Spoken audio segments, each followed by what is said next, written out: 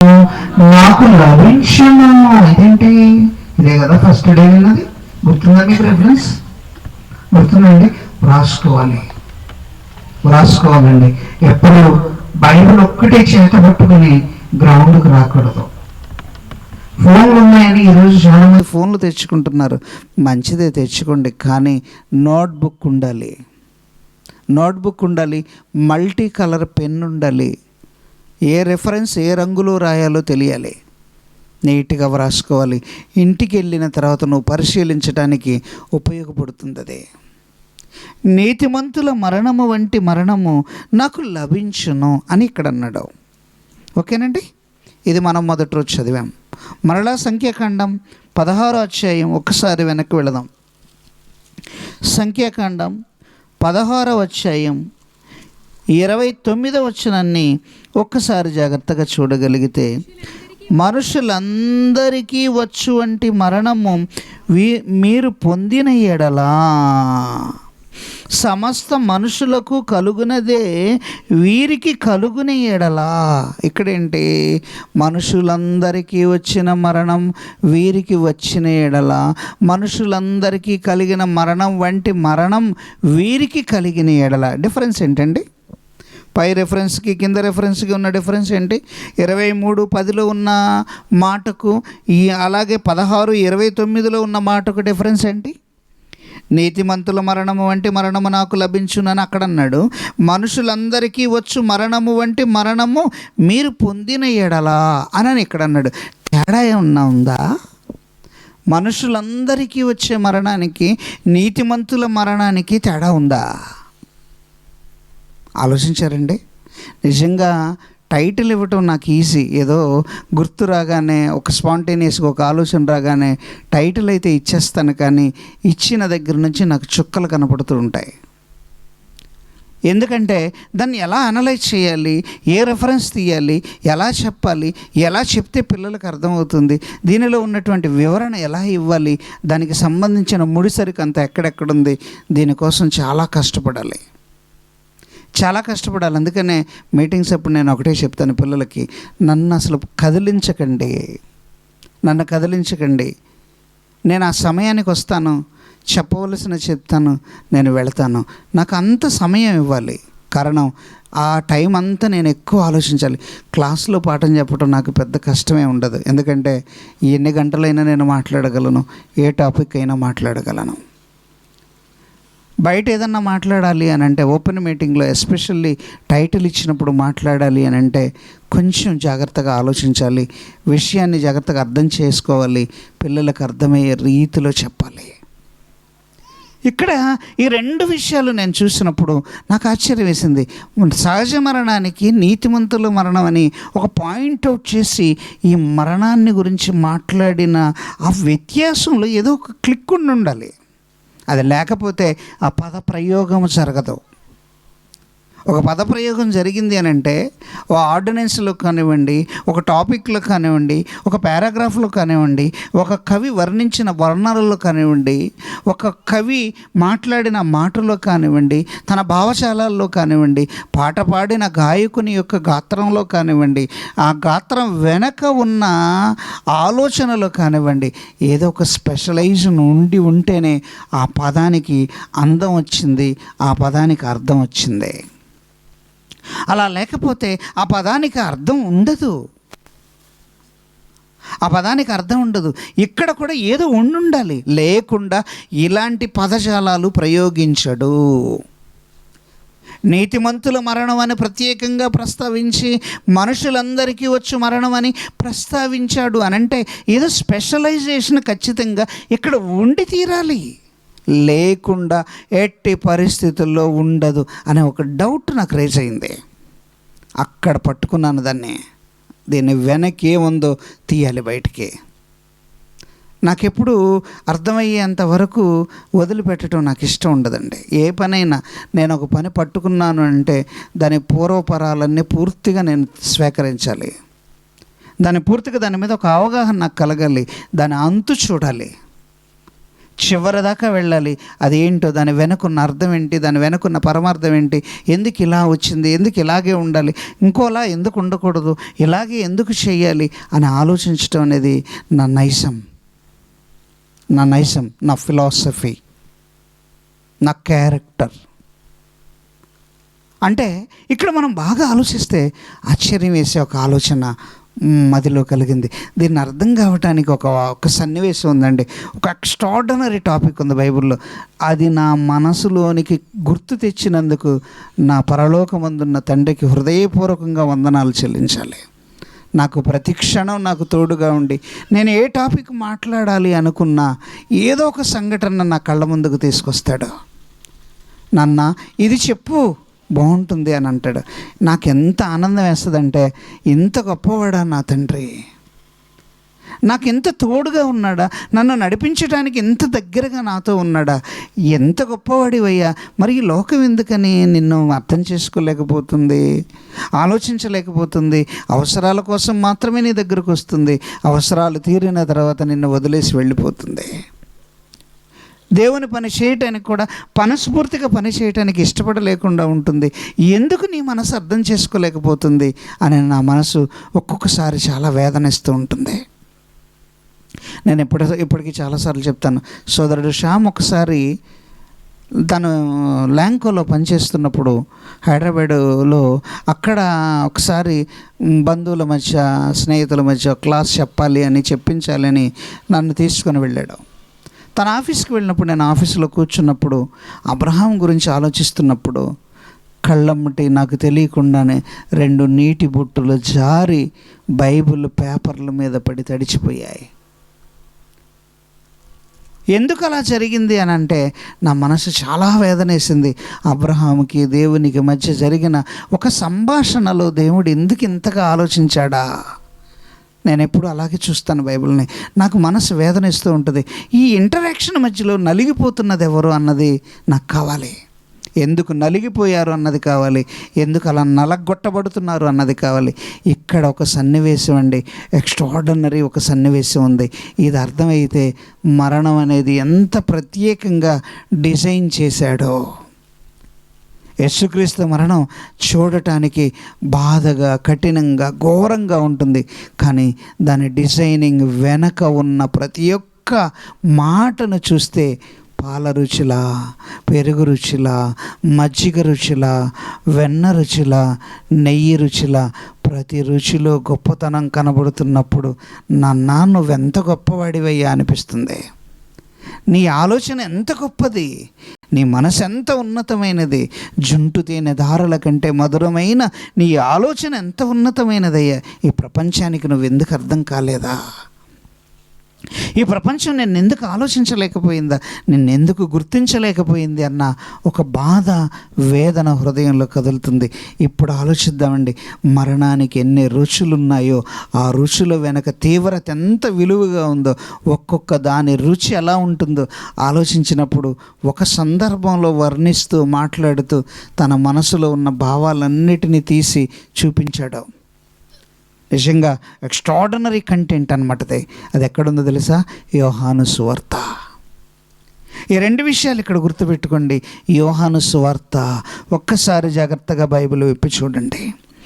ఆ యోహాను సువార్త దగ్గరికి వెళితే మీకు అక్కడ కొన్ని విషయాలు అర్థమవుతాయి. 12వ అధ్యాయం యోహాను సువార్త జాగ్రత్తగా చూడగలిగితే, 12వ అధ్యాయం జాగ్రత్తగా అక్కడ ఉన్నటువంటి సందర్భాన్ని ఎవరు పడితే వాళ్ళు టకటక పోటీలుగా చదవకుండా ఒక్కళ్ళు చక్కగా అందించండి, అవసరమైనప్పుడు చాలు. అప్పుడు వినేవాళ్ళకి, చెప్తున్న నాకు, వింటున్న మీకు మనసులో అలా ముద్రపడిపోతుంది. మనసులో అలా ముద్రపడిపోతుంది. అక్కడ వ్రాసిన ప్రతి ఒక్క మాటను చాలా జాగ్రత్తగా చూద్దాం. ఎందుకంటే ఈరోజు లేట్ అవుతుందని మీరేమనుకోకండి అమ్మా. ఎందుకంటే రేపు మరలా మీకు నేను కనబడను. మీరు వినాలన్నా నా మాట మీకు దొరకదు, మీరు వినే అవకాశం ఉండదు. ఎందుకంటే ఇదే చివరి రోజు. ఏ మీటింగ్స్కి ఇదే చివరి రోజు. మరలా దేవుడు కృపనిస్తే, ఆయన అవకాశాన్ని ఇస్తే మరలా వచ్చే సంవత్సరం మాట్లాడుకోవచ్చు. కానీ అప్పటి వరకు డైరెక్ట్గా నేను మీతో మాట్లాడే అవకాశం లేదు కదా. కాబట్టి కొద్ది నిమిషాలు ఓర్చుకోండి. మనస్ఫూర్తిగా వాక్యాన్ని భుజించండి. భోజనాన్ని కాదండి, భోజనాన్ని భుజిస్తారు కానీ వాక్యాన్ని వింటారు. వినటం కాదు, ఇక్కడ భుజించటం నేర్చుకుందాం. ఎలా భుజించాలో, ఆ భుజించిన వ్యక్తుల యొక్క ఆలోచన ఎలా ఉందో చూపిస్తాను. ఇక్కడ నేను చదువుతాను, జాగ్రత్తగా మీరు ఆలోచించండి. మృతులలో నుండి యేసు చేత లేపబడిన లాజరు ఉన్న బేతనియకు యేసు పస్కా పండుగకు 6 దినముల ముందుగా వచ్చెను. బాగా ఆలోచించాలి, చాలా జాగ్రత్తగా ఆలోచించాలి. ఒక ఊరికి వెళ్ళాడు. ఆ ఊరిలో ఎవరున్నారు అని అంటే లాజరు అనబడిన ఒక వ్యక్తి ఉన్నాడు. ఆ వ్యక్తి ఆల్రెడీ చనిపోయి తిరిగి లేచాడు. మనుషులకు వచ్చినటువంటి ఒక సహజ మరణం. చాలా రోజులు బాధపడ్డాడు, చాలా రోజులు బాధ అనుభవించాడు. చివరికి మరియా మార్తలు కూడా మాట్లాడుతూ, నువ్వెందుకు తొందరగా రాలేదయ్యా? ఒకవేళ కనుక నువ్వు ముందొచ్చి ఉంటే నా సోదరుడు బ్రతికేవాడు కదా అని మాట్లాడినటువంటి ఆ కుటుంబం మరణించిన దాకా రాలేదు. జబ్బు పడ్డాడని తెలుసు, మరణించాడని తెలుసు, రాలేదు. 4 రోజులు కూడా గడిచిపోయింది. అంటే భూస్థాపన కార్యక్రమం కూడా అయిపోయింది. 4 రోజుల తర్వాత ఆ ప్రాంతానికి వచ్చి అప్పుడు మాట్లాడుతున్నాడు అక్కడ. అప్పటికి వీళ్ళు వెక్స్ అయిపోయి ఉన్నారు. ఏంటిది, ఇప్పటికే చాలా రోజులు అయిపోయింది, వాసన కొడుతూ ఉంటాడు, మరణించాడు, అయిపోయింది మరణం, ఆయన మరణించి కూడా చాలా రోజులు అయిపోయింది, వాసన వస్తూ ఉంటాడు కదా అనేటువంటి దశ అక్కడున్నటువంటి వారిలో ఉంది. ఆ సందర్భంలో అన్ని రోజులు ఆగి వెళ్ళిన ఈయన అసలు ఏమి నేర్పించాలి, ఏమి రుచి చూడాలి అన్నది ఈయన బాగా ఆలోచించాడు. వీళ్ళకి నేను ఒక రుచి చూపించాలి, ఆ రుచి వెనక ఉన్న మాధుర్యాన్ని నేను చెప్పాలి, ఆ రుచి ఏంటో వీళ్ళకి తెలియచేయాలి, ఆ రుచి వెనక ఉన్న అర్థాన్ని నేను వీళ్ళకి తెలియచేయాలి, ఏ రుచి ఏంటో వీళ్ళకి చక్కగా నేను చెప్పాలి అనుకున్నాడు. ఆ రుచిని గురించి వివరించటానికి తను తీసుకున్న ఒక నిర్ణయం 4 రోజుల మరణం తర్వాత వెళ్ళటం. ముందు వెళ్ళుంటే మరణించకుండా ఆ చనిపోకుండానే ఉంచేవాడు కదా. ముందు కనుక వెళ్ళుంటే చనిపోకుండానే ఉంచేవాడు కదా. ఎందుకు అప్పటి వరకు ఆగాడు అని అంటే రుచి తెలియాలి, ఆ ప్రత్యేకత తెలియాలి, ఆ ప్రత్యేకత వెనుక ఉన్న అర్థం తెలియాలి. అక్కడ సమాజానికి ఒక రుచిని చూపించాలి, అక్కడున్న ఆ సమాజానికి ఒక రుచిని చూపించాలి. ఆ రుచి వెనక ఉన్న మాధుర్యం వీళ్ళకి అర్థం కావాలి. ఇది జరగాలి కనుక కొన్ని రోజులు ఆగి వెళ్ళి అక్కడికి వెళ్ళిన తర్వాత ఏం జరిగింది అన్నది మీరు ఆలోచిస్తే అక్కడ వ్రాసిన 2వ మాట, మార్త ఉపచారము చేశాను, అక్కడ వారు ఆయన కొరకు విందు చేసిరి. మార్త ఉపచారము చేశాను, లాజరు ఆయనతో కూడా భోజనముకు కూర్చున్న వారిలో ఒకడు. అప్పుడు మరియా మిక్కిలి విలువ గల అచ్చ జటామాంసి అత్తరు 1 సేరున్నర తీసుకొని యేసు పాదములకు పూసి తల వెంట్రుకలతో ఆయన పాదములను తుడిచెను. ఆ ఇల్లు అత్తరు వాసనతో నిండెను. ఆయన శిష్యులలో ఒకడు, అనగా ఆయనను అప్పగించనయున్న ఇస్కరియోతు యూదా, ఈ అత్తరెందుకు 300 దేనారములకు అమ్మి బీదలకు ఇయ్యలేదనెను. వాడిలాగు చెప్పినది బీదల మీద శ్రద్ధ కలిగి కాదు, కానీ దొంగయ్యుండి తన దగ్గర ఉన్న డబ్బు సంచి ఉంచుకొని అందులో వేయబడినది ఎత్తుకొని పోవచ్చు వచ్చెను గనక అలాగు చెప్పాను. కాబట్టి యేసు, నన్ను పాతిపెట్టు దినమునకు ఆమెను దీనిని ఉంచుకొననీయుడి అన్నాడండి. ఏంటండి ఈ పదం? ఎప్పుడన్నా ఆలోచించారా? అప్పటికి యేసుక్రీస్తు మరణించలేదో? మీరు బాగా వినాలి. అప్పటికి యేసుక్రీస్తు వారు మరణించలేదు, ఇంకా మరణించలేదు. ఆయన సజీవంగానే ఉన్నాడు. ఆ ఊరికి వెళ్ళాడు, బేతనియ అనే ఒక ప్రదేశానికి వెళ్ళాడు. అక్కడ ఆయనకి ఇష్టమైన ఒక ప్రియమైన కుటుంబం ఉంది, ఆయన్ని చేర్చుకునే ఒక కుటుంబం ఉంది. ఆయన చేత మరణాన్ని జయించి తిరిగి లేచిన ఒక వ్యక్తి అక్కడ ఉన్నాడు. ఆ ఇంటికి వెళ్ళాడు. అక్కడ అక్కడ ఆ ఇంటికి వెళ్ళిన తర్వాత అక్కడ ఉన్నటువంటి ఒక స్త్రీ మార్తా అనబడిన ఆమెకి ఏమనిపించిందో తెలియదు. ఆమె ఏం చేసిందంటే వేగంగా వచ్చేసేసి ఆమె దగ్గరున్న సేరున్నర ఎత్తు అంటే ఇంచుమించు ఇప్పుడు ఎంత ఉంటుందో తెలుసండి, అక్కడ ఉందో చూడండి, 150 రూపాయలంట దీనారం. సేరున్నర ఎత్తు అంటే ఎన్ని దీనారాలు? అక్కడ రాశాడు ఎన్ని దీనారాలండి? 300 దీనారములకు అమ్మి. అంటే ఒక దీనారం అంటే ఎంత? 150. 300 దీనారాలంటే అప్పుడు ఎంత అవుతాయి? ఒక్క దీనారం ఎంత? 150. అదే కదా అక్కడ ఉంది.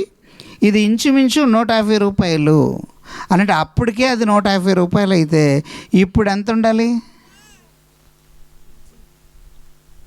ఇప్పుడు క్యాలిక్యులేషన్ ఎలా ఉండాలి? కోట్ల రూపాయల్లో ఉంటుంది, లక్షలు ఏం కర్మ. 10 ఏళ్ల క్రితం కొన్న బంగారం 10,000 పెట్టుకుంటే ఎంతైంది ఇప్పుడు? అప్పుడు 10,000 పెట్టుకొని ఉంటారు ఒక 10 ఏళ్ల క్రితం. ఇప్పుడు ఎంతైంది చెప్పయ్యా మేనేజరు? 1,50,000. వాళ్ళు ముందు ఉంటారు, ఎందుకంటే వాళ్ళకి ఇయే కావాలి. వాళ్ళకి ఇయే కావాలండి. మన డబ్బులు తీసుకోవాలి, మనకే ఇవ్వాలి, అవతల వాళ్ళకి ఎక్కువ వడ్డీకి ఇవ్వాలి. పెద్ద వడ్డీ వ్యాపారస్తులు బ్యాంకుల వాళ్ళు, నమ్మకండి వాళ్ళని. బాగా వడ్డీ వ్యాపారం చేస్తారు. మరి ఇలా చేయొచ్చు కదా అన్నాడు. అక్కడ ఇంచుమించు కోట్ల రూపాయల విలువ చేసే అత్తరిని అక్కడ ఏం చేసిందో తెలుసండి? దారపోసినప్పుడు ఈయన ఉన్నాడు, ఇక్కడ ఒక బ్యాంక్ మేనేజర్ ఉన్నాడు. ఈ బ్యాంక్ మేనేజర్ మరీ మంచోడా? వీళ్ళు 100% బెటరండి వీడి మీద చూస్తే. వీడు ఎలాంటివాడో తెలుసా? వీళ్ళు లెక్కలేసాడు. వీళ్ళ లెక్కలు ఎలా ఉన్నాయి? నీకేం పని పాట లేదా?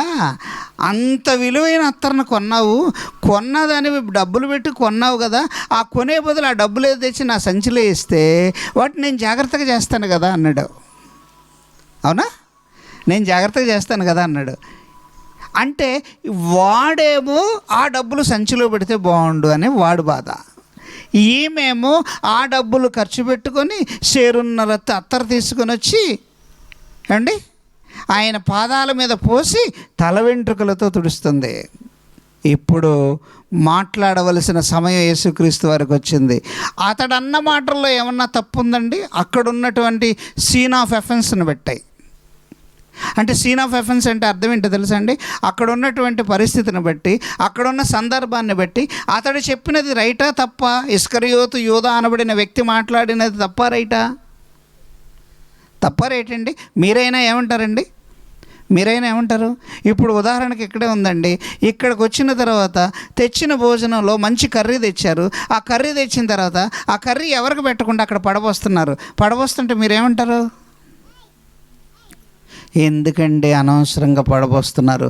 అక్కడ చాలామంది అన్నం లేకుండా ఉన్నారు, వాళ్ళకి ఇచ్చిన ఉదయాన్న తింటారు కదా, మిగిలింది ఎందుకు అలా వృధా చేస్తున్నారు? మీరు తినలేకపోతే కనీసం వాళ్ళకి ఇస్తే వాళ్ళు ఉదయం పెట్టుకొని ఉదయం తినేవాళ్ళు కదా, ఎందుకు అలా వృధా చేస్తున్నారు అని అంటారా? ఖచ్చితంగా అంటారు. మరి అలా అన్నప్పుడు ఇక్కడ ఇస్కరియోతు యూదా మాట్లాడింది తప్పేంటి? ఇస్కరియోతు యూదా ఏమన్నాడు? ఎందుకు అలా డబ్బులు పాడు చేశారు? ఆ సీసాను ఎందుకు అలా పగలగొట్టావు? ఆ పాదాల మీద ఎందుకు పోసావు? ఎందుకు ఇలా చేసావని ఇస్కరియోతు యూదా అన్నప్పుడు యేసుక్రీస్తు వారు కానీ పక్కనున్న వాళ్ళు కానీ ఏమనాలి? కరెక్టే కదా, నిజమే కదా, నువ్వు అలా చేయటం తప్పు కదమ్మా అనాలి. కనీసం యేసుక్రీస్తు వారన్నా ఆ మాట అనాలా వద్దా? మీరే యేసుక్రీస్తు వారి స్థానంలో ఉన్నారనుకోండి, మీరేమంటారు? ఎంత దిక్కుమాలను పని చేసావు, బుర్ర ఉందా బుర్ర లేదా, మైండ్ తక్కువ, ఆకారం పుష్టి నైవేద్యం నష్టి అన్నట్టుగా పెరిగావు కానీ నీకు వివరం తెలియదా? ఎన్ని డబ్బులు ఎంత అవుతాయి ఏంటి అసలు ఇది, నీకేమన్నా మైండ్ ఉందా అంటారా? అనరండి? ఖచ్చితంగా అంటారు. మరి కానీ యేసుక్రీస్తు వారు అలా అనకుండా ఏమన్నాడు? యేసుక్రీస్తు వారు ఏమన్నాడు? నన్ను పాతిపెట్టు దినమునకు ఆమెను దీనిని నుంచుకొననీయుడి. బీదలెల్లప్పుడూ మీతో కూడా ఉందురు, కానీ నేను ఎల్లప్పుడూ మీతో ఉండనని చెప్పాను. అంటే ఇక్కడ మాట్లాడే ఈ మాట అసలు ఎందుకు మాట్లాడాడు అన్నది మీరు ఎప్పుడన్నా ఆలోచించారండి? ఈ మాట ఎందుకు మాట్లాడాడు? ఈ మాట మాట్లాడాల్సిన అవసరం ఏంటి? ఈ మాట వెనుకున్న అర్థం ఏంటి? ఆ డబ్బులేవో ఆమె పగలగొట్టిందని నువ్వు బాధపడకు, నువ్వు బాధపడుతున్నావు, ఆమె పగలగొట్టింది అనుకుంటున్నారు, చూసేవాళ్ళందరూ ఇలాగ అనుకుంటున్నారు. కానీ ఈమె చేసిన కార్యం చాలా విలువైనది, ఇది ఇలాగే చెయ్యాలి, ఈ కార్యక్రమాన్ని కొనసాగించనివ్వండి అన్నాడు. అంటే అర్థం ఏంటి? అర్థం ఏంటండి? ఈ మరణానికి ఏదో ప్రత్యేకత ఉంది. ఎలాంటి ప్రత్యేకత?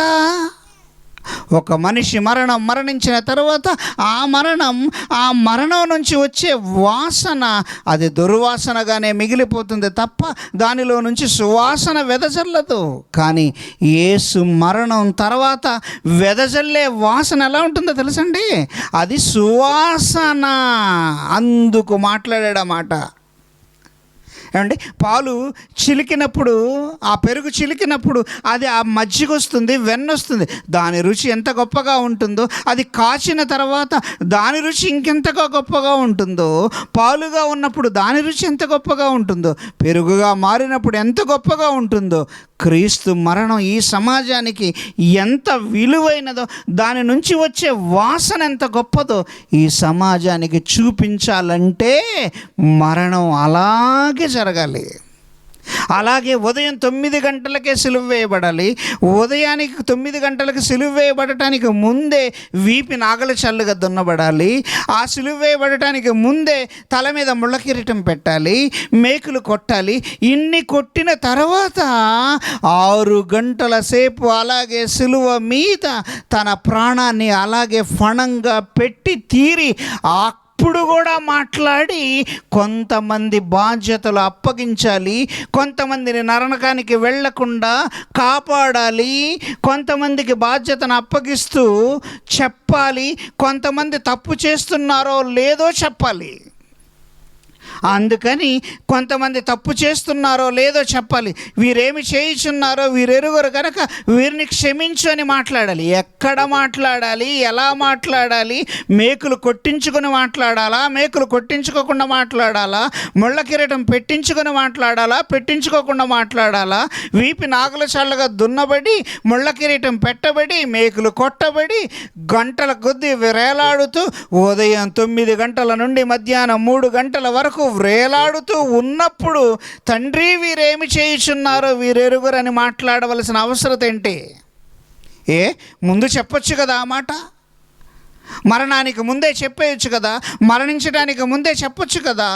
33.5 సంవత్సరాల జీవితకాలంలో, 3.5 సంవత్సరాల పరిచర్య జీవితంలో, పరిచర్య చూస్తున్న కాలంలో చెప్పావు కదా క్షమించమని ఎన్నోసార్లు. అది చాలలేదా? ఈ సమయంలో కూడా మాట్లాడమంటావేంటి డాడీ? నీకు మైండ్ ఉందా? నువ్వేమన్నా సైకోవా అని యేసుక్రీస్తు వారి తండ్రిని అడగొచ్చు కదా. ఒకవైపు నా దేహంలో శక్తి లేదు, నా దేహంలో ఉన్న రక్తం అంతా నీరుగా మారిపోయింది, ఆ నీరుగా మారిపోయిన ఆ రక్తం అంతా కారిపోయిన ఒంట్లో ఓపిక లేక మాటరాని వాడిగా నేను నిలబడి వీపంతా దున్నబడి ఇలా నేనుంటే ఇప్పుడు కూడా వీరేమి చేయుచున్నారో వీరెరుగరంగా వీరిని క్షమించు అని మాట్లాడమంటావు. నేడు నీవు నాతో కూడా పరదేశంలో ఉండమని మాట్లాడమంటావు. నేను తప్పికొని ఉన్నాను అని మాట్లాడమంటావు. ఏంటి మాటలన్నీ అని యేసుక్రీస్తు వారు అనొచ్చు కదండి. ఎందుకు అలా అనకుండా మౌనంగా ఉన్నాడో తెలుసా? అది సువాసనగా మారాలి. ఆ జ్ఞానపు సువాసన ప్రపంచాన్ని కదిలించాలి, రోమన్ ఎంపైరిజాన్ని కదిలించాలి. ఈ ప్రపంచం నిలబడినంత వరకు ఇది మరణపు వాసనగా ఉండకుండా సువాసనగా ఉండాలి. ఎవరికి అర్థమైందండి దేవుని మనస్సు? ఎవరు ఆలోచిస్తున్నారండి? ఏదో 2 మేకులు పీక్కోలేని వాడు ఎందుకండి ఏం చేస్తాడండి అన్నాడు ఒక దౌర్భాగ్యుడు. 2 మేకులు పీక్కోలేక కాదురా దౌర్భాగ్యుడా, నిన్ను నరకానికి వెళ్ళనివ్వకుండా కాపాడటానికి ఆయన నీ పాపాన్ని భుజాన వేసుకున్నాడు. నీ పాపాన్ని భుజాన వేసుకొని నా తమ్ముడు ఏ తప్పు చేసినా అతనికి శిక్ష విధించవద్దు, నా తమ్ముడు చేసిన శిక్షకు నాకు విధించు అని పరలోకమందున్న తండ్రి దగ్గరకు ఒక అప్లికేషన్ పాస్ ఆన్ చేసుకున్నాడు. ఇది విధేయత, ఇది విధేయత. శిలువ మరణం పొందునంతగా అంటాడు ఫిలిప్పీలకు రాసిన పత్రిక.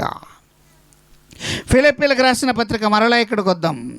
ఒక్కసారి జాగ్రత్తగా చూడగలిగితే ఫిలిప్పీలకు రాసిన పత్రిక 2వ అధ్యాయం, ఫిలిప్పీలకు రాసిన పత్రిక 2వ అధ్యాయం 7వ వచనం. మనుషుల పోలికగా పుట్టి దాసుని స్వరూపమును ధరించుకొని తన్ను తానే రిక్తునిగా చేసుకొనెను. ఏమన్నాడండి? ఏమన్నాడు? మళ్ళీ చదువమ్మా.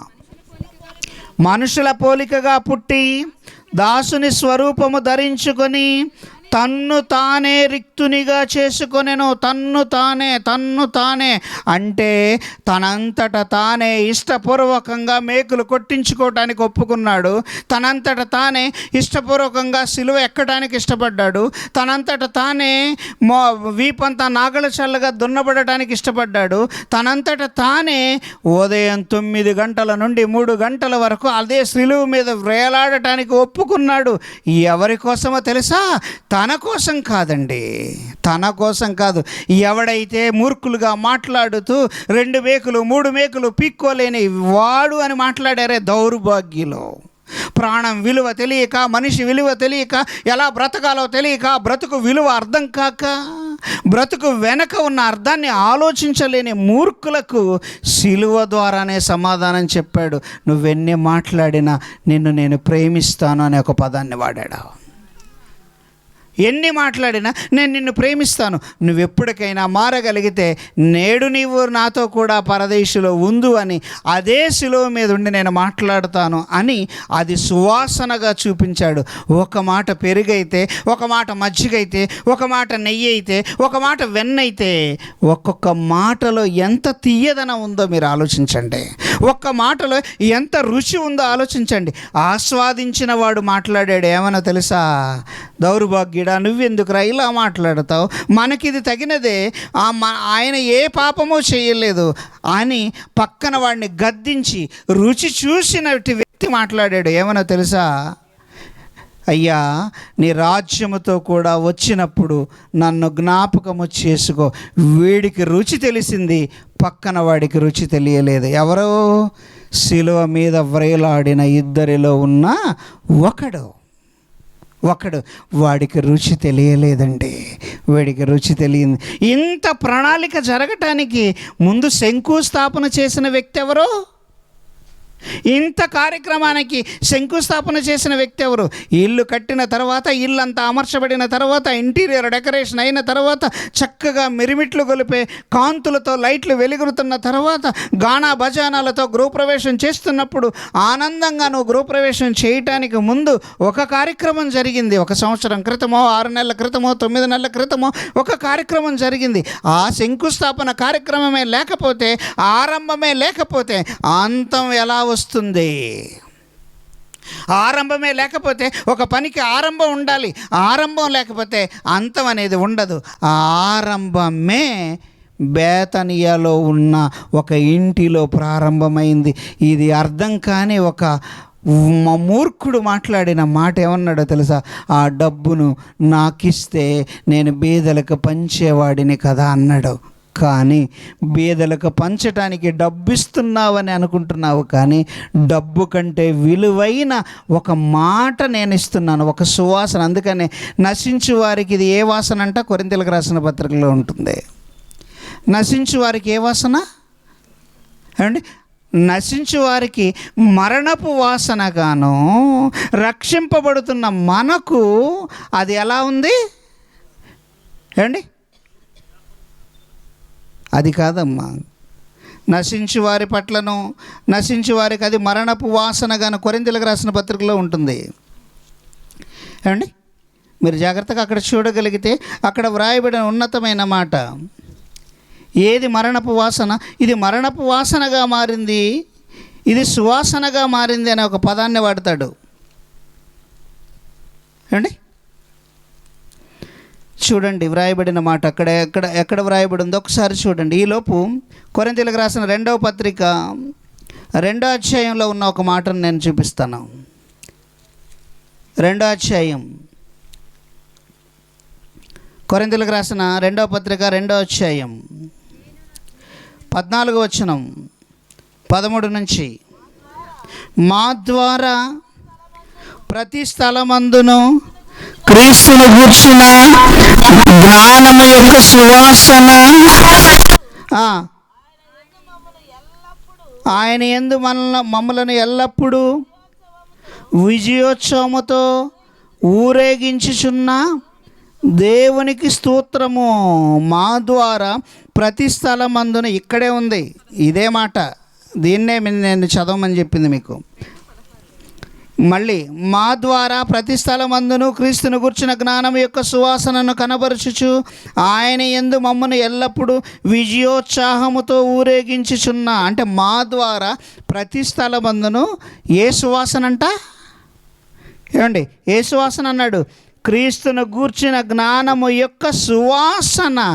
క్రీస్తు జ్ఞానం వాసన, సువాసనగా మారాలి అని అంటే సిలువలో మరణం ప్రత్యేకంగా ఉండి తీరాలి. సిలువ మరణం ప్రత్యేకంగా ఉండి తీరాలి, ప్రత్యేకత ఉండాలి. ఎందుకంటే ఆ మరణం ఆ రోజుతో ముగిసిపోయేది కాదు, ఆ మరణం ఆ క్షణంతో ఆగిపోయేది కాదు. ఆ మరణం ఒక నిద్రలో గుండెపోటు వచ్చినట్లుగా ఒక్క క్షణంలో మరణిస్తే ఆ మరణానికి సువాసన ఉండదు. ఆ మరణం ఏదో ఒక్క గడియలో జరిగిపోతే అందరిలా మరణిస్తే ఆ మరణానికి ప్రత్యేకత ఉండదు. ఈ మరణం ఎలా ఉండాలంటే ప్రపంచాన్ని కదిలించాలి. శిలువ మీద ఉండి కూడా ఒక ఆత్మను రక్షించాలి. శిలువ మీద ఉండి కూడా ఒక తల్లికి బాధ్యతను అప్పచెప్పాలి. అమ్మ, ఇదిగో నీ కుమారుడు, ఇదిగో నీ తల్లి అని అదే శిలువ మీద మాట్లాడాలి. అంటే ఒక్క శిలువ మీద ఎన్ని కార్యక్రమాలు పూర్తయ్యాయి అన్నది మీరు ఆలోచిస్తే ఈ వాసన ఎంత పరిమళ వాసనగా పరిణమించింది అన్నది ఆలోచించాలి. దీన్ని దృష్టిలో పెట్టుకొని ఆ రోజు ఆమెతో అన్నాడు, ఈమె చేసే కార్యక్రమం విలువైనది, దీన్ని కొనసాగించనివ్వండి. వీళ్ళకి అర్థం కాలేదు ఆ మాట, వీళ్ళు ఆలోచించలేదు ఆ మాట. ఆ మాట వెనక ఉన్న, ఆ మరణం వెనక ఉన్న ఆ ఆలోచన వీళ్ళు గ్రహించలేదు. కానీ పరలోకమందున్న తండ్రి క్రీస్తుకి ఎంత మహాజ్ఞానాన్ని ఇచ్చి తన మరణాన్ని గురించి తనే చక్కగా చెప్పుకోవటానికి, ఆ మరణం యొక్క ఉపయోగాన్ని చక్కగా సవివరంగా వివరించటానికి బేతనియా ప్రాంతంలో జరిగిన సంఘటన వెనక ఉన్న సారం మనసు పెట్టి ఆలోచించండి. ఎంత ఉన్నతమైనదో, ఎంత విలువైనదో, ఆ మాట వెనక ఉన్న గొప్పతనం ఎంత ఉన్నతంగా ఉంటుందో కిందకు చదివితే మీకు అర్థమవుతుంది. 15వ వచనం, రక్షింపబడి వారి పట్లను నశించు వారి పట్లను మేము దేవునికి క్రీస్తు సువాసనై ఉన్నాము. క్రీస్తు మరణించి తిరిగి లేచాడు కాబట్టే ఇక్కడ ఈ మీటింగ్ జరిగింది. క్రీస్తు మరణించి తిరిగి లేచాడు కాబట్టే ఈ ప్రపంచంలో ఎన్నో ప్రదేశాలకు వాక్యం వెళుతుంది.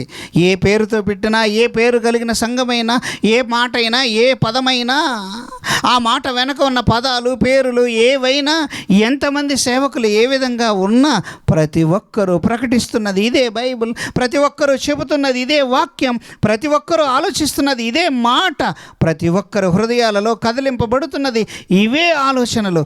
ఒక్కసారి నేను మాట్లాడుతున్నప్పుడు, ఒకసారి టీవీలో నేను మాట్లాడుతూ చరిత్రకు తెలియని క్రీస్తు చరిత్ర అని మాట్లాడుతున్నప్పుడు ఒకసారి ఒక డిఎస్పి గారు ఫోన్ చేశారు. నేను రిటైర్డ్ డిఎస్పీనండి అన్నాడు. చెప్పండి సార్ అన్నాను. నా వయసు ఇప్పటికి 70 ఏళ్ళు, నేను రిటైర్డ్ అయిపోయి 10 ఏళ్ళు అయిపోయింది. నేను ఏసీ కాలేజీలో చదువుతున్నప్పుడు అక్కడ ఉన్నటువంటి హిస్టరీ లెక్చరర్ కూడా చెప్పలేదు ఈ సంగతులు. హిస్టరీ లెక్చరర్ కూడా చెప్పలేనన్ని సంగతులు మీరు చెప్పారు. నిజంగా మీ వాక్యానికి హ్యాండ్స్ అప్ అండి అని నాకు ఫోన్లో వందనాలు చెప్పాడు. అప్పుడు నేను అన్నాను, అయ్యా మీరు 70లో ఏసీ కాలేజీలో చదువుతున్నా ఉన్నారు, నేను పుట్టింది 71లో అండి. అంటే నేను పుట్టడానికి ముందే ఆయన అప్పటికి చదువుతున్నాడు. జేడి శీలం గారు నేను క్లాస్మేట్స్ బాబు అని మాట్లాడాడు. ప్రజెంట్ ఉన్న కలెక్టర్ గారు కూడా మా మేనల్లుడే. ఇది పరిస్థితి. నేను కాకినాడలో ఉంటాను. నిజంగా చరిత్రకు తెలియని క్రీస్తు చరిత్ర అనగానే ఆ చరిత్ర వెనక ఉన్న అర్థం క్రీస్తు ఎప్పటివాడు అన్నది నువ్వు మాట్లాడుతున్నప్పుడు ఆనందం వేసింది. ఎక్కడ చూసావయ్యా ఇవన్నీ, ఎక్కడ నేర్చుకున్నావు నీవు అని అడిగారు. ఆశ్చర్యం వేసిందంటే ఇది సువాసన. అది క్రీస్తు మరణించబట్టే కదా ఈరోజు ఇంత గొప్పగా మాట్లాడగలుగుతున్నాం. క్రీస్తు సిలువలో ప్రాణం పెట్టబట్టే కదా ఇంత గొప్పగా హృదయాన్ని పాదాలు కడిగితే పోయేది మలినవండి. పాదాలు కడుగుతారు, ఇంటికి వచ్చే ముందు పాదాలు మాత్రమే కడుక్కోమంటారు. మీరు పాదాలు కడుక్కోవడానికి బకెట్తో నీళ్లు పెడతారు, పాదాలు కడుక్కొని ఇంట్లోకి రమ్మంటారు. కారణం ఎందుకంటే మీరు నడిచే నేల మీద, మీరు నడుస్తున్నటువంటి ప్రదేశంలో మలినకరమైనవి, అసహ్యకరమైనవి ఏమన్నా ఉంటే అవన్నీ ఆ దుర్వాసన వస్తుందేమోనని పాదాలు కడుక్కొని ఇంట్లోకి రమ్మని బకెట్తో నీళ్లు పెట్టి ఆ నీళ్ళిచ్చి కడుక్కోగానే చేతికి టవలిచ్చి ఆ కాలంలో బంధువులను ఇంట్లోకి ఆహ్వానించేవారు. ఈ రోజుల పరిస్థితులు వేర్లేండి. ఈరోజు వచ్చేవాళ్ళు బూట్లు వేసుకుంటారు, బూట్ల కింద సాక్స్లు వేసుకుంటారు, కాళ్ళు కడుక్కోరు, అవసరం లేదంటారు. ఈ లోపలికి పిలిచేవాళ్ళు కూడా ఎవరో ఆ డాడీ లేడు, మమ్మీ లేడు, వీళ్ళు కూడా లోపలుండి పలానాళ్ళు వచ్చారంటే ఆ నిద్రపోతున్నాడని చెప్పు. ఇంట్లో ఉండి కూడా ఏమంటారు, లేడని చెప్పు, రేపు రమ్మని చెప్పు. ఎక్కడుందండి ఈరోజు మర్యాద?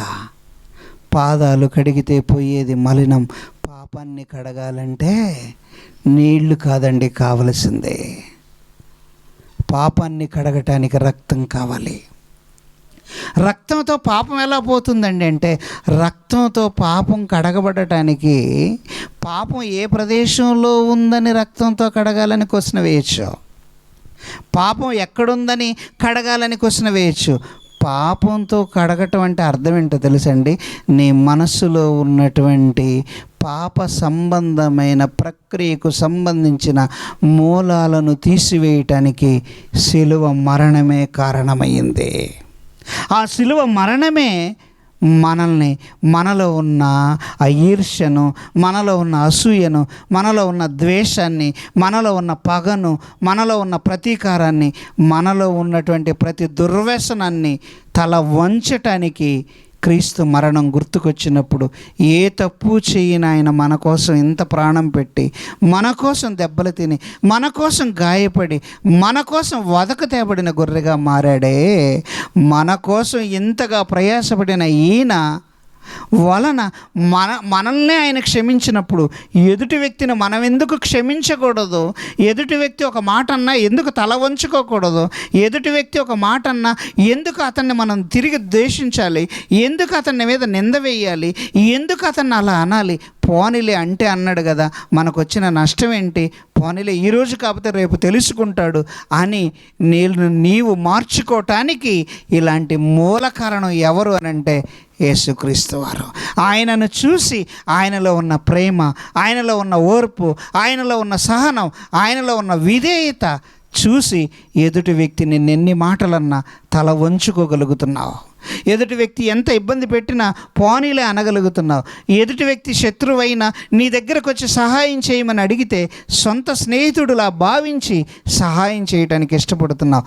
ఇలాంటి మనసు నీళ్లతో కడిగితే వచ్చింది కాదు, మార్కెట్లో దొరికితే వచ్చేది కాదు.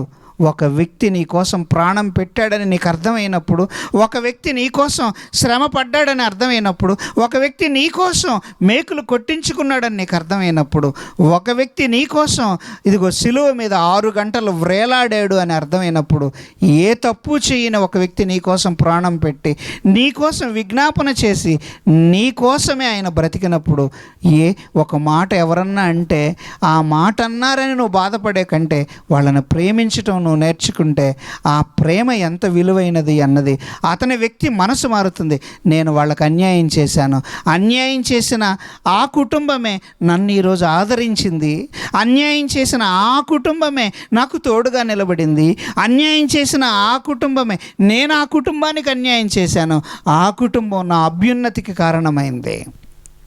నేను ఆ కుటుంబానికి ద్రోహం చేశాను, ఆ కుటుంబమే నాకు అండగా నిలబడింది. నేను ఆ కుటుంబానికి హాని చేశాను, ఆ కుటుంబమే నాకు ఆర్థికంగా సహకరించింది అని ఒకానొక రోజు మౌనంగా తన ఇంటిలో కూర్చున్నప్పుడన్నా ఆ వ్యక్తి ఆలోచిస్తాడు కదా. అలా ఆలోచించినప్పుడు ఆ వ్యక్తిలో మార్పు కలుగుతుంది కదా. ఆ వ్యక్తిలో ఉన్నటువంటి ద్వేషం పోతుంది, అసూయ పోతుంది, నేనే గొప్పవాడిని, నాకంటే గొప్పవాళ్ళు లేరు అన్న ఆలోచన పోతుంది. తనను తాను తగ్గించుకోవడానికి ఇష్టపడతాడు కదా. ఇదే కదండి విధేయత. ఈ విధేయత నేర్పించటానికి శిలువ మీద అన్ని గంటలు అలా వ్రేలాడాడు. అంటే నీలో ఉన్న అసూయ తగ్గాలి అంటే మార్కెట్లో మందు వలన అసూయ తగ్గదు. నీలో ఉన్న పగ తగ్గాలి అని అంటే మార్కెట్లో ఉన్నటువంటి దానివల్ల నీలో ఉన్న పగ తగ్గదు. నీలో ఉన్న ద్వేషం తగ్గాలి అని అంటే మార్కెట్లో వాటికి మందు దొరకదు. శిలువ మరణంలో తనను తాను తగ్గించుకున్న క్రీస్తు మరణం వెనక ప్రేమ ఉంది. ఆ ప్రేమే నిన్ను విధేయుడిగా మారుస్తుంది. అందుకు వాడాడు ఆ పదం. ఇప్పుడు చదవండి మళ్ళా ఫిలిప్పీలకు రాసిన పత్రిక. ఇప్పుడు చదవండి ఫిలిప్పీలకు రాసిన పత్రిక.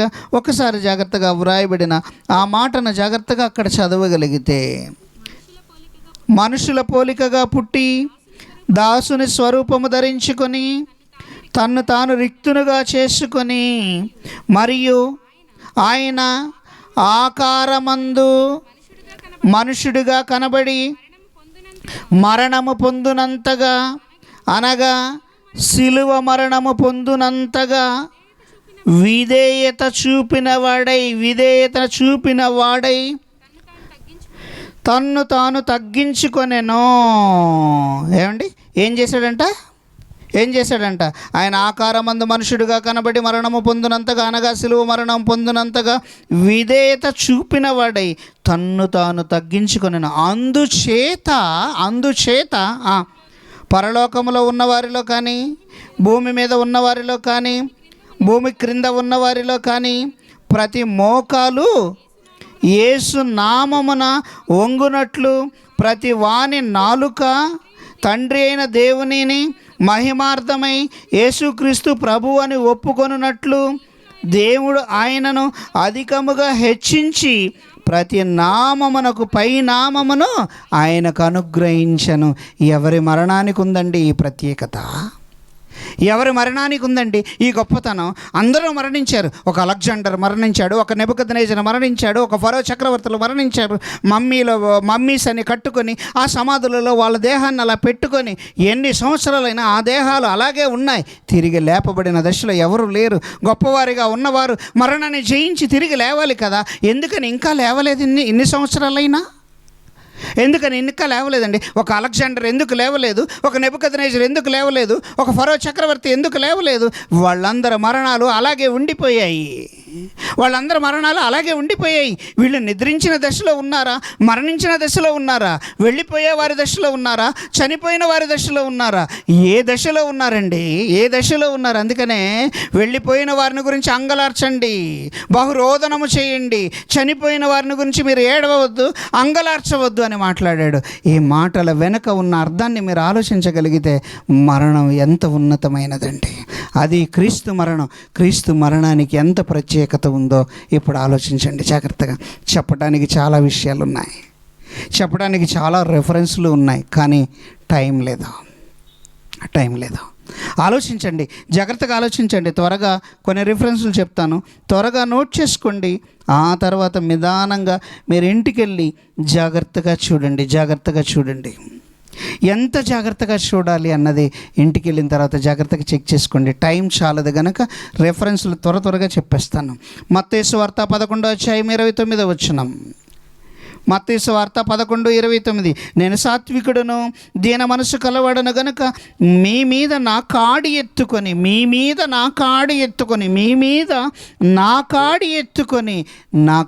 ఎత్తుకోవాలి అని అంటే ఆయన మరణం ప్రత్యేకంగా ఉండాలి. ఆయన మరణం ప్రత్యేకంగా లేకపోతే ఆ మరణాన్ని గురించి ప్రకటించడానికి లేదు. మరణాన్ని గురించి ప్రకటించడమే కాడి ఎత్తుకోవటం అంటే. నెక్స్ట్ ఇర్మీయా గ్రంథం 6వ అధ్యాయం 16వ వచనం. ఇర్మీయా గ్రంథం 6వ అధ్యాయం 16వ వచనం. యెహోవా ఇలాగ సెలవిచ్చుచున్నాడు, మార్గములన్నిటిలో నిలిచి చూడుడి, పురాత మార్గములను గురించి విచారించుడి, మేలు కలుగు మార్గమేదో అని అడిగి అందులో నడుచుకొనుడి. మేలు కలుగు మార్గమేదో అని అడగాలంటే మరణించాలి, అడగాలంటే మరణం ప్రత్యేకంగా ఉండాలి. ఆ ప్రత్యేకమైన మరణం అనే రహదారిని వేసి నిన్ను నడవమని చెప్పటానికి, ఆ మరణంలో నుండి జీవంలోనికి నువ్వు దాటాలి అని చెప్పటానికి, అదే సోదరుడు మాట్లాడుతున్న మొదటి వర్తమానంలో ఉన్న ఆలోచన అంతా అదే. మరణంలో నుండి జీవంలోనికి దాటాలి. మరణం అనేది ఒక బ్రిడ్జ్లా ఉంటుంది. కొమరపూడిలో మాట్లాడుతూ ఒక మాట చెప్పాను. ఆ రోజు మాట్లాడినప్పుడు నాకు కూడా ఆశ్చర్యం వేసింది. మరణం అనేది ఒక వారధి. ఆ వారధి నువ్వు కట్టుకోవాలి. ఆ వారధి నువ్వు కట్టుకుంటే ఆ వారధి మీదగా దాటి వెళ్ళాలి. ఆ కట్టే బ్రిడ్జి కరెక్ట్గా ఉండాలి, ప్రాపర్గా ఉండాలి. మనిషి ఎక్కిన, ఎంత విలువైన వస్తువులు పెట్టినా, ఎంత హెవీ వెహికల్ వెళ్ళినా ఆ బ్రిడ్జి నిలబడాలి, నిన్న అవతల వైపుకు చేరటానికి ఉపయోగపడాలి. అలా కాకుండా నువ్వు కట్టుకున్న బ్రిడ్జి గాలికే పడిపోయేటట్లుగా ఉంటే నువ్వు అవతల ఒడ్డుకు చేరలేవు. మరణాన్ని కూడా నువ్వు అలా మార్చుకోవాలి. ఒక బలమైనటువంటి ఒక పునాది కలిగిన బ్రిడ్జిలా మార్చుకోగలిగితే మరణములో నుండి జీవంలోనికి దాటి ఉంటావు. అది ఇక్కడ మాట్లాడిన ఈ మాట వెనక ఉన్న సారం.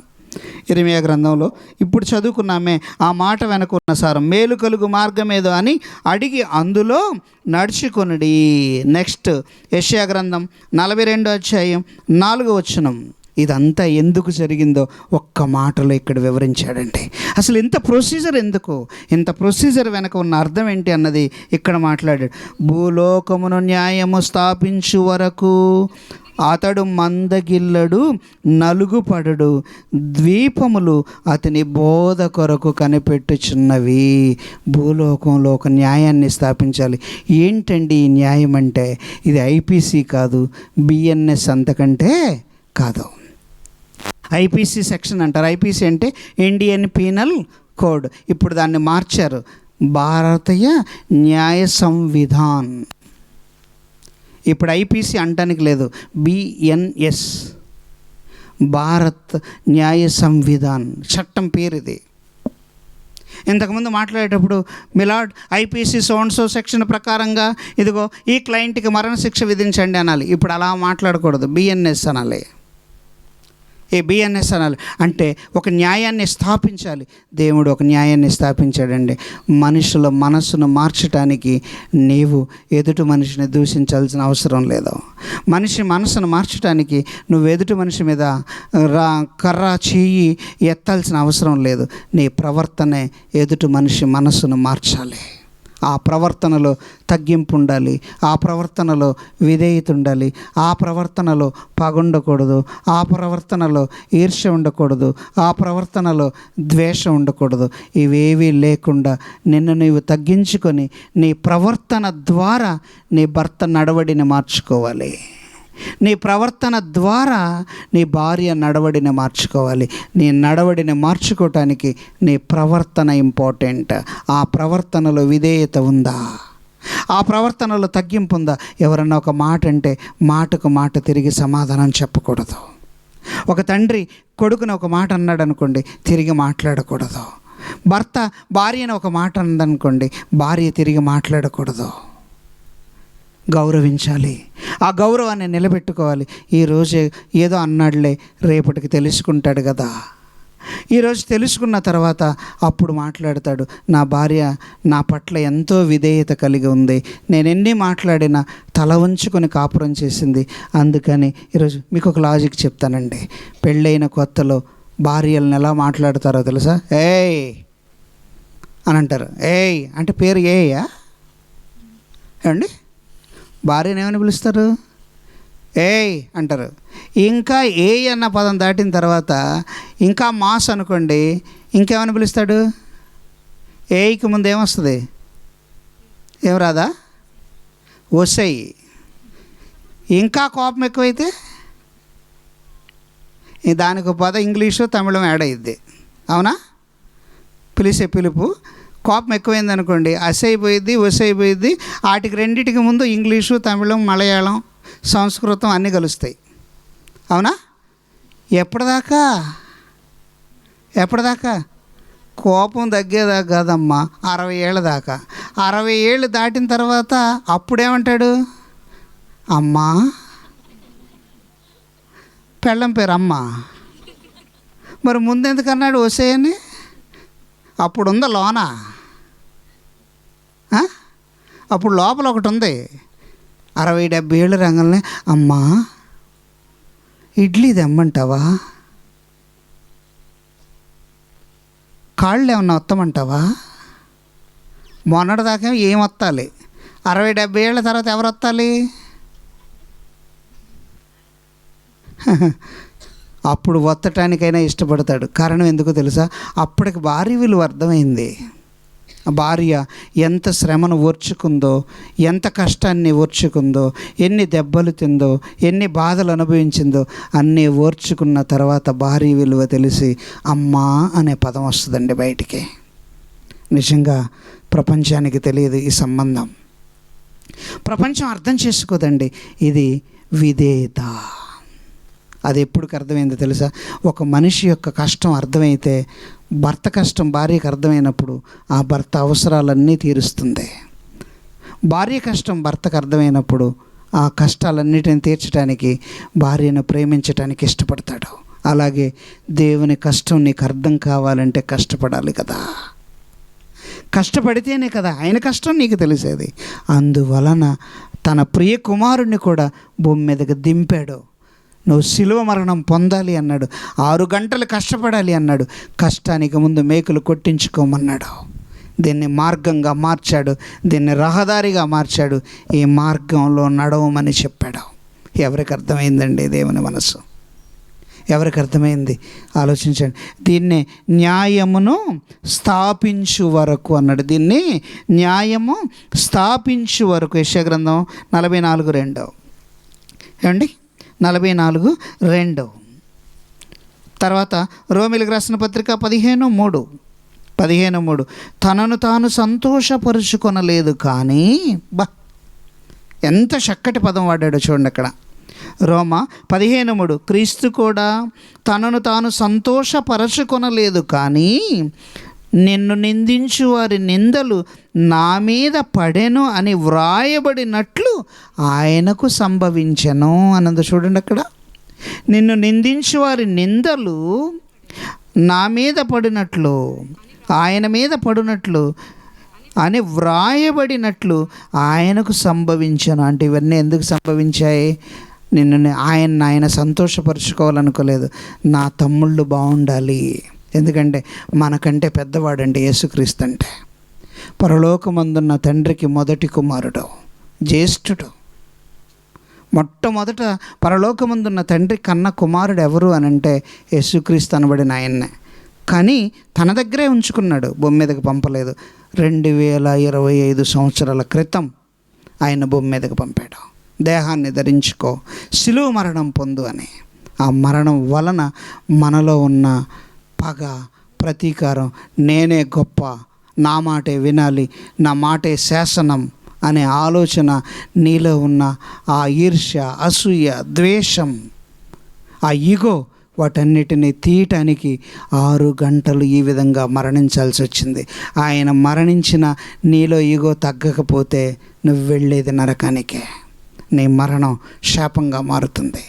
ఆయన 6 గంటలు కష్టపడి మేకులు కొట్టించుకున్న నీలో ఉన్న అసూయ తగ్గకపోతే నువ్వు వెళ్ళేది నరకానికే. మరణానికి విలువ లేకుండా పోయింది. ఆ మరణానికి విలువను తీసుకురండి. ఆ మరణం ప్రత్యేకమైనది. ప్రత్యేకమైన ఈ మరణం వెనక ఉన్న అర్థం ఎంత గొప్పదో మనస, వాచ, కర్మణ జాగ్రత్తగా ఆలోచించండి. మంచి నిర్ణయాన్ని తీసుకోండి. ఈ మాటలు ఎక్కడికి అయిపోలేవండి.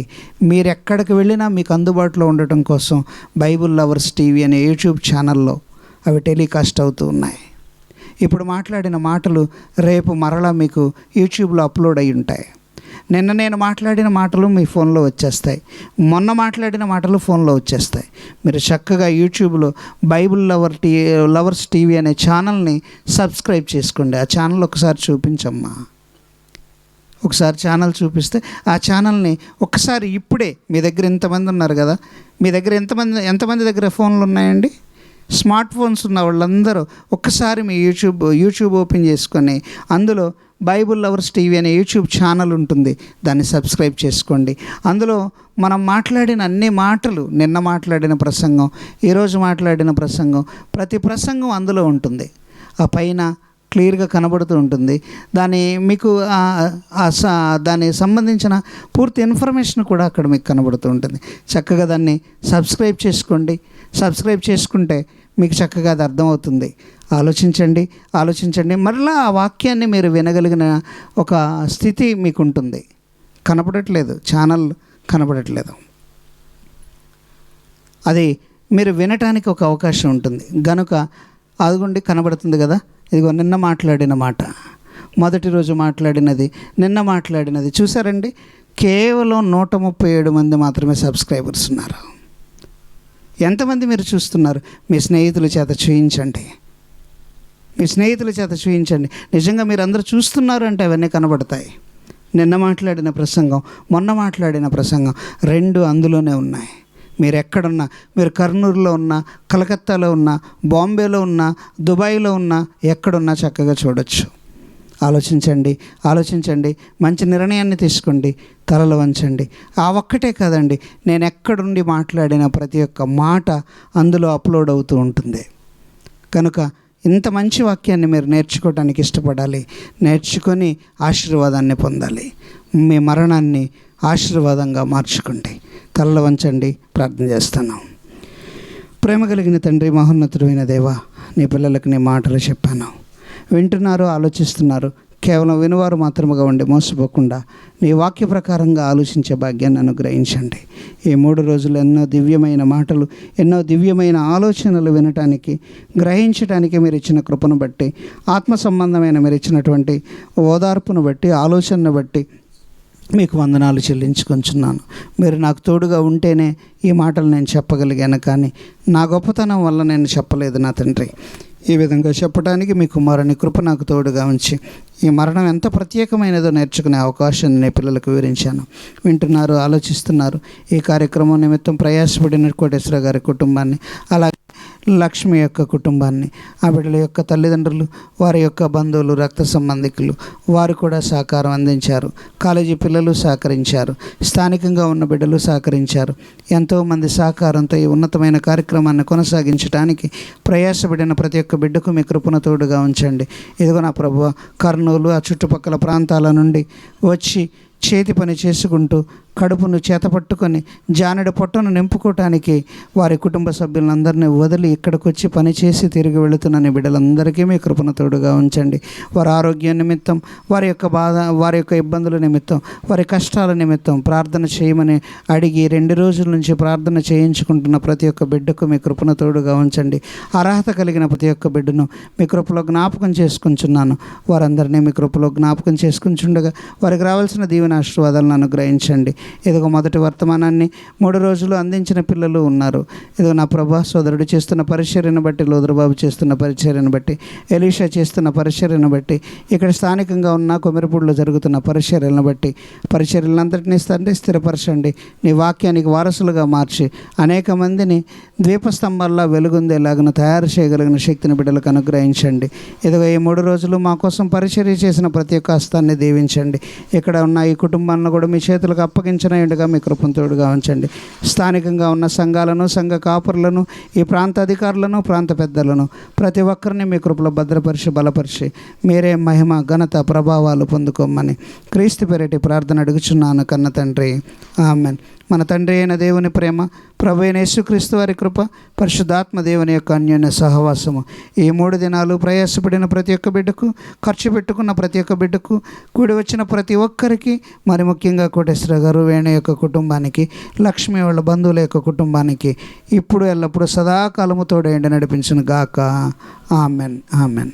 అందరికీ వందనాలమ్మ. Thank you. 1 and all.